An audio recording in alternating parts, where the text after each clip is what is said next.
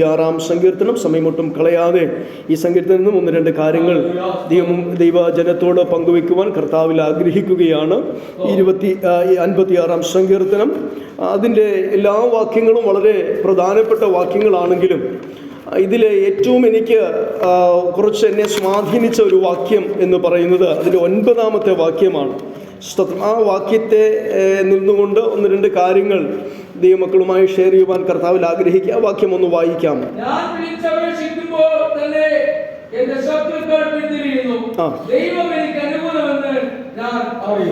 ആ വാക്യമാണ് എന്നെ കുറച്ചേറെ ബലപ്പെടുത്തിയ, എന്നെ പിടിച്ച് കുലുക്കിയ ഒരു വാക്യം.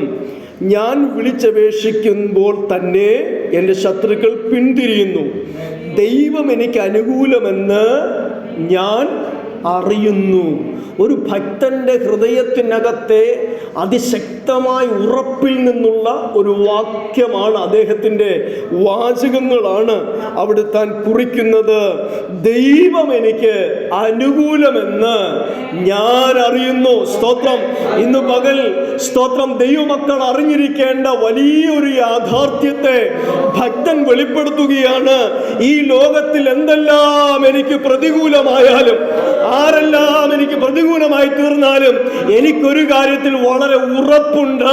എൻ്റെ ദൈവം എനിക്ക് അനുകൂലമാണ്. ഹല്ലേലൂയ. ദൈവം എനിക്ക് അനുകൂലമാണ്. ഈ ലോകത്തിൽ എന്തെല്ലാം പ്രതികൂലങ്ങൾ എൻ്റെ ജീവിതത്തിലേക്ക് കടന്നു വന്നാലും എനിക്ക് അതല്ല വിഷയം. എൻ്റെ ദൈവം എനിക്ക് അനുകൂലമാണ് എന്നുള്ള ഉറപ്പാണ്. എത്ര പേർക്ക് ഇന്ന് പകൽ ഉറപ്പോടെ ദൈവത്തിന് മുന്നിൽ പറയാൻ കഴിയുന്നു? പ്രതിസന്ധികളുടെ നടുവിൽ, പ്രതികൂലങ്ങളുടെ നടുവിൽ എൻ്റെ ഉറപ്പ് എന്താണെന്നറിയാമോ? ദൈവം എനിക്ക് അനുകൂലമാണെന്നുള്ളതാണ്.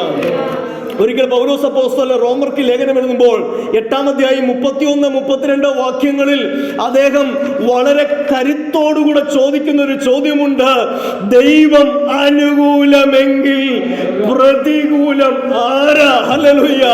ദൈവം അനുകൂലമെങ്കിൽ പ്രതികൂലം ആരാണ്? ഹല്ലേലൂയ. സ്തോത്രം. ആമേൻ. അങ്ങനെ ചോദിക്കാനുള്ള കാര്യങ്ങളൊക്കെ ആ അധ്യായത്തിൽ തന്നെ അദ്ദേഹം പറയുന്നുണ്ട്. 8-ാം അധ്യായത്തിന്റെ ആർക്കാ ദൈവം അനുകൂലമെന്ന് 8-ാം അധ്യായം മുഴുവനും വായിക്കുമ്പോൾ നമുക്ക് കാണുവാൻ സാധിക്കുന്നുണ്ട്.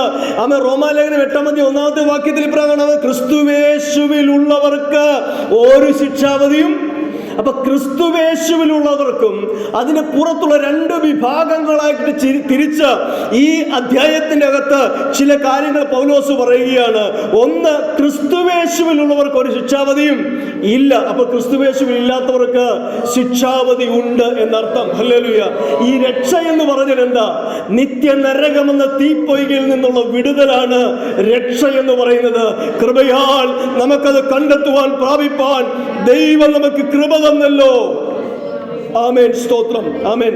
1 പൗലോസ് പറഞ്ഞു, ക്രിസ്തുവേശുവിലുള്ളവർക്ക് ശിക്ഷാവധിയും ഇല്ല. അപ്പൊ ക്രിസ്തുവേശുവിലുള്ളവരുടെ പ്രത്യേക സ്വഭാവത്തോടെ പറയുന്നു. 1, അവർക്ക് ശിക്ഷാവധി എന്നുള്ള വിടുതൽ. 2, ജഡത്തിന്റെ ചിന്ത മരണമാണ്, ആത്മാവിന്റെ ചിന്ത ജീവനും സമാധാനവുമാണ്. 3, 8-9 പറയുന്നു, ജഡസ്വഭാവവും ഉണ്ട്, ആത്മസ്വഭാവവും ഉണ്ട്. 4, ആത്മാവ് നടത്തുന്നവരുണ്ട്, ആത്മാവിനാൽ നടത്തപ്പെടാത്തവരുണ്ട്. ഇതെല്ലാം പറഞ്ഞു വന്നിട്ട് പൗലോസ് പറഞ്ഞത്, ദൈവം അനുകൂലമെങ്കിൽ പ്രതികൂലമാണ്. ഹല്ലേലൂയ. അപ്പോൾ ആർക്കാണ് ദൈവം അനുകൂലമായിട്ടുള്ളത്? ആമേൻ. സ്തോത്രം. ദൈവവചനം പറയുന്നു, ജഡത്തിന്റെ ചിന്തകളിൽ നിന്ന് ആത്മീകമായ ചിന്തയിൽ ചലിക്കുന്നവർക്ക്. 2, ജഡസ്വഭാവം മാറ്റിയിട്ട് ആത്മസ്വഭാവത്തിൽ ജീവിക്കുന്നവർക്ക്. നാം അടുത്തത്, ആത്മാവിനാൽ ദൈവം നടത്തുന്ന വ്യക്തികൾക്ക് ദൈവം അനുകൂലമാണ്. എല്ലാവർക്കും ദൈവം അനുകൂലമാണ് എന്ന് പറയാൻ കഴിയത്തില്ല. ആമേൻ. ദൈവത്തിൻ്റെതായ നടത്തിപ്പിനുള്ളിൽ, ദൈവിക സാന്നിധ്യത്തിനുള്ളിൽ ജീവിക്കുന്നവർക്കാണ് ദൈവം അനുകൂലമായിട്ടുള്ളത്. ദൈവം അനുകൂലമായാലുള്ള പ്രത്യേകത എന്താ? ആമേൻ. സ്തോത്രം. ദൈവത്തെ സ്നേഹിക്കുന്നവർക്ക്, നിർണയപ്രകാരം തന്നെ വിളിക്കപ്പെട്ടവർക്ക് സകലതും നന്മയ്ക്കായി കൂടി വ്യാപരിപ്പിക്കുകയാണ്. സകലതും നന്മയ്ക്കായി കൂടി വ്യാപരിപ്പിക്കുകയാണ്. അവസാനം പൗലോസ് പറയുകയാണ്, 8:20 പറയുന്നു, ദൈവത്തെ ആമേൻ നിർണയപ്രകാരം വിളിക്കപ്പെടുന്ന സകലവും നന്മയ്ക്കായി കൂടി വ്യാപരിക്കുകയാണ്. ഹല്ലേലൂയ. അപ്പൊ നോക്കിക്കേട്ടെ, പൗലോസ് പറയുക, ദൈവത്തെ സ്നേഹിക്കുന്ന സ്നേഹിക്കുന്നവർക്ക് വേണ്ടിയാണ് ദൈവം അനുകൂലമായിരിക്കുന്നത്. ദൈവത്തിനു വേണ്ടി നിൽക്കുന്നവർക്കാണ് ദൈവം അനുകൂലമായിരിക്കുന്നത്. ഹല്ലേലൂയ, ആമേൻ, സ്തോത്രം, ഹല്ലേലൂയ.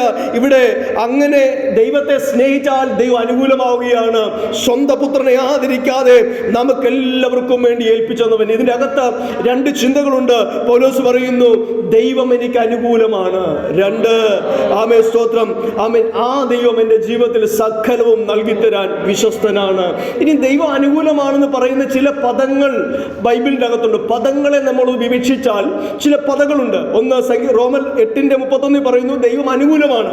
ഇനിയും സങ്കീർത്തനം 118:6 പറയുന്നു യഹോവ എൻ്റെ പക്ഷത്തുണ്ട്. യഹോവ എൻ്റെ പക്ഷത്തുണ്ട്. അപ്പൊ ദൈവം അനുകൂലമാണെന്നതിന് മറ്റൊരു പദമാണ്. ഈ അടുത്തത് യെശയ്യാപ്രവചനം 43:2 പറയുന്നു ദൈവം നിന്നോട് കൂടെയിരിക്കും. ദൈവം നിന്നോട് കൂടെയിരിക്കും. സ്തോത്രം. ഇനി നോക്കിക്കേ, ദൈവം നമുക്ക് അനുകൂലമാണ്, ആമേൻ, സ്തോത്രം എന്ന് ആമേൻ നമുക്ക് മനസ്സിലാകുന്ന ചില സന്ദർഭങ്ങളുണ്ട്. നമ്മൾ ഈ ഭൂമിയിലാണ് ജീവിക്കുന്നത്. നമ്മുടെ ജീവിതത്തിൽ പ്രതികൂലം വരാം, പ്രതിസന്ധികൾ വരാം, നിരാശകൾ വരാം. നീ എത്ര ഉപവസിച്ചാലും, 40 ദിവസം ഉപവസിച്ചാലും, 7 ദിവസം ഉപവസിച്ചാലും നമ്മുടെ മരണം വരെ പ്രതികൂലം വരരുത് എന്ന് നമുക്ക് ചിന്തിക്കാൻ പറ്റുന്നില്ല. പ്രതികൂലങ്ങൾ വരാം, പ്രതിസന്ധികൾ വരാം. എന്നാൽ അതിനകത്ത് ഒരു ദൈവ പൈതൽ അറിയുന്നത് ദൈവം അനുകൂലമാണെന്ന് നിങ്ങൾ തിരിച്ചറിയുന്ന ഒരു നിമിഷം വരും. അത് ദൈവത്തിന്റെ കരുതലാണ്. ഹല്ലേലൂയ. ഇനി നോക്കിക്കേ, നമ്മുടെ ജീവിതത്തിൽ 3 തരത്തിലുള്ള പ്രതികൂലങ്ങൾ വരാം. ഒന്ന്, മനുഷ്യരിൽ നിന്നുള്ള പ്രതികൂലം നമ്മുടെ ജീവിതത്തിലേക്ക് വരാം. 2, പിശാചിൽ നിന്നുള്ള ചില പ്രതികൂലങ്ങൾ മനുഷ്യന്റെ ജീവിതത്തിലേക്ക് വരാം. ഇനി അടുത്തത്, ആമേൻ, സ്തോത്രം, പിശാച് പ്രതികൂലമായി നമ്മളോട് ഇടപെടാം, മനുഷ്യൻ നമുക്ക് പ്രതികൂലമായി തീരാം. ഇനി മൂന്നാമത്തെ ഒരു പ്രതികൂലം എന്ന് പറഞ്ഞാൽ ദൈവം നമുക്ക് പ്രതികൂലമായി മാറാം. സ്തോത്രം, ഹല്ലേലൂയ. ഇനി ഈ 3 കാര്യങ്ങൾ നിങ്ങൾ ചിന്തിക്കണം. ഒന്ന്, മനുഷ്യൻ നിങ്ങൾക്ക് പ്രതികൂലമായി നിങ്ങൾ ഭയപ്പെടേണ്ട, പിശാച് നിങ്ങൾക്ക് പ്രതികൂലമായി നിങ്ങൾ ഭയപ്പെടേണ്ട. പക്ഷെ ദൈവം നിങ്ങൾക്ക് പ്രതികൂലമായാൽ നിങ്ങൾ ഭയപ്പെടണം. ഹല്ലേലൂയ. പിശാച് പ്രതികൂലമായാൽ ഒട്ടും പേടിക്കണ്ട, മനുഷ്യൻ പ്രതികൂലമായാൽ ഒട്ടും ഭയപ്പെടേണ്ട. പക്ഷേ ദൈവം നിങ്ങൾക്ക് പ്രതികൂലമായാൽ നിങ്ങൾ ഭയപ്പെടണം. ആമേൻ, സ്തോത്രം, ഹല്ലേലൂയ. ഇനി പത്രോസിന്റെ 1 പത്രോസ് 3:12 ഒന്ന് വായിക്കാമോ? 1 പത്രോസിന്റെ ലേഖനം 3:12 ആർക്കാണ് ദൈവം പ്രതികൂലമായിരിക്കുന്നത് എന്ന് നമുക്ക് അവിടെ കാണുവാനായിട്ട് കഴിയുന്നുണ്ട്. 1 പത്രോസ് 3:12. ആ കർത്താവിന്റെ കണ്ണ് നീതിമാന്മാരുടെ മേലും അവന്റെ ചെവി അവന്റെ പ്രാർത്ഥനയ്ക്ക് തുറന്നിരിക്കും. അടുത്ത വാക്യം, എന്നാൽ കർത്താവിന്റെ മുഖം ദുഷ്പ്രവർത്തിക്കാർക്ക് പ്രതികൂലമായിരിക്കും. അപ്പൊ ആർക്കാ ദൈവം അനുകൂലമല്ലാത്തത്? ദുഷ്പ്രവർത്തിക്കാർക്ക് ദൈവം അനുകൂലമല്ല. ഹല്ലേലൂയ, ആമേൻ. ഇന്ന് ഈ വാക്യത്തിൽ നിങ്ങൾ ചിന്തിക്കണം, ദുഷ്പ്രവർത്തിക്കാർക്ക് ദൈവം അനുകൂലമല്ല.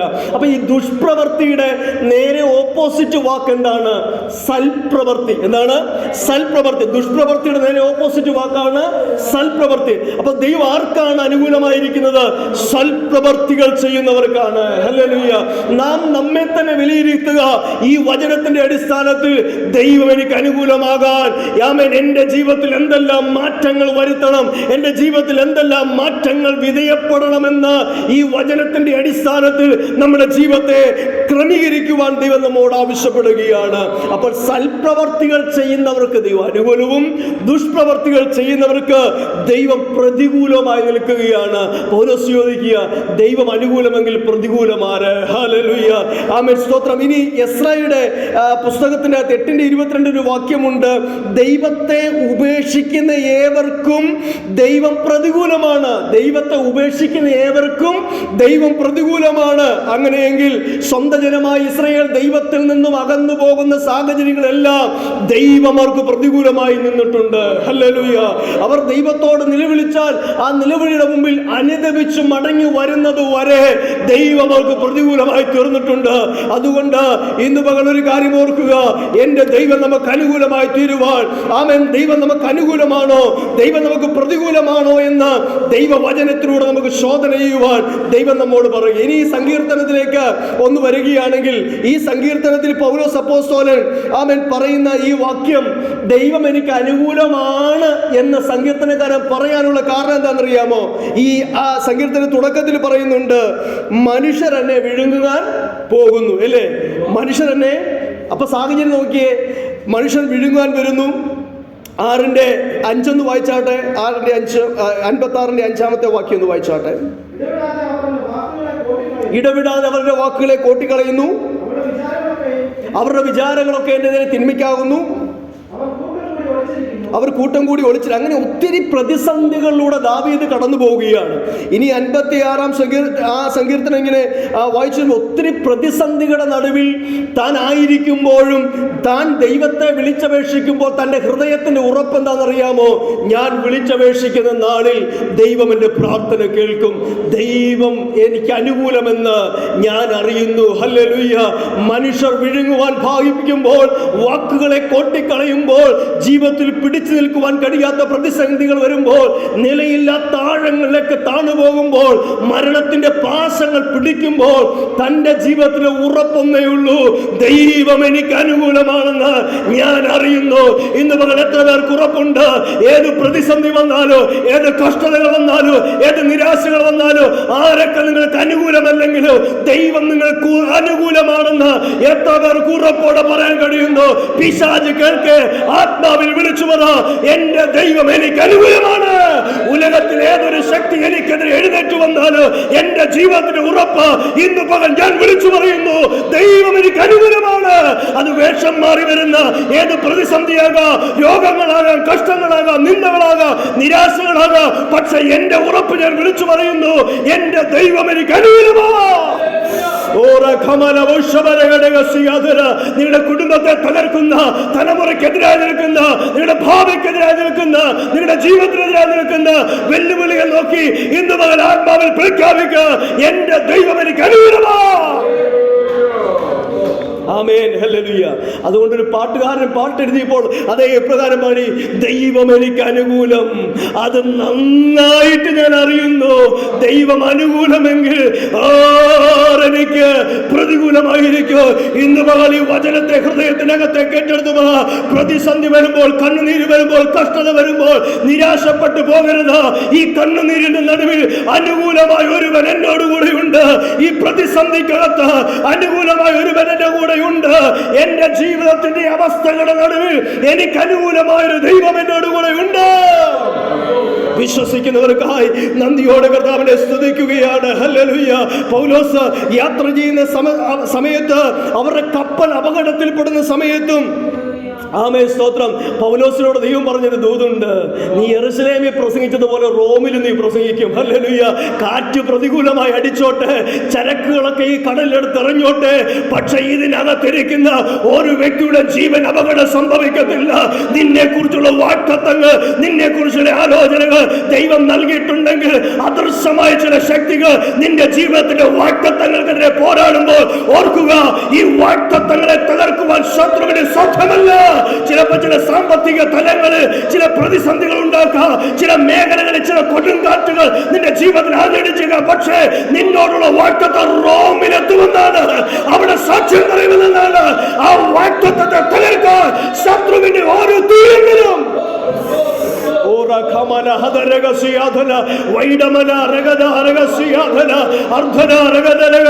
ഇന്ന് ആത്മാവിലൊന്ന് ജയമെടുക്കാമോ? എന്റെ ജീവിതത്തോട് പോരാടുന്ന, എന്റെ കുടുംബത്തോട് പോരാടുന്ന, എന്റെ ഭാവിയോട് പോരാടുന്ന, എന്റെ തലമുറയോട് പോരാടുന്ന ചിലരെ ജയിക്കുക. ഇന്ന് മകളുടെ ആത്മീയ അധികാരം, ദൈവത്തിന്റെ കൃപയുടെ വല്ലഭത്ത് ഇന്ന് മകൾ സ്വർഗം നിങ്ങളുടെ മേൽ പകരുക. സങ്കീർത്തനക്കാരൻ ഉറപ്പോട് പോകുക, ആമേൻ, സ്തോത്രം, ഞാൻ വീഴുവാൻ തക്കവന്ന് അവൻ എന്നെ തള്ളി, പക്ഷേ ഞാൻ നിലം വരഞ്ഞായില്ല. കാരണം ദൈവം എനിക്ക് അനുകൂലമാണ്, ദൈവം എനിക്ക് അനുകൂലമാണ്, ദൈവം എനിക്ക് അനുകൂലമാണ്, ദൈവം എനിക്ക് അനുകൂലമാണ്. ആമേൻ. ദൈവം അനുകൂലമെങ്കിൽ ആർ നമുക്ക് പ്രതികൂലമായിരിക്കും? അതുകൊണ്ട് ഈ ദിവസങ്ങളിൽ നമുക്ക് ഉറപ്പോടെ പറയാം, ഏത് പ്രതിസന്ധികളുടെ നടുവിലും എൻ്റെ ദൈവം എനിക്ക് അനുകൂലമാണ്. ഉറപ്പോടെ അനുഗ്രഹിക്കപ്പെട്ട ഒരു ക്രിസ്തീയ ജീവിതം കർത്താവിൻ്റെ വരവരെ നയിക്കുവാൻ എല്ലാ പ്രിയപ്പെട്ടവരെ കർത്താവ് സഹായിക്കട്ടെ എന്ന് പറഞ്ഞുകൊണ്ട് വിശുദ്ധിയോടെ നിർമ്മലതയോടെ കർത്താവിൻ്റെ വരവിനെ ഒരുങ്ങുവാനുള്ള ആഹ്വാനത്തോടുകൂടെ ഞാൻ എൻ്റെ വാക്കുകളെ നിർത്തുന്നു. ദൈവം നമ്മെ എല്ലാവരെയും സഹായിക്കുമാറാകട്ടെ.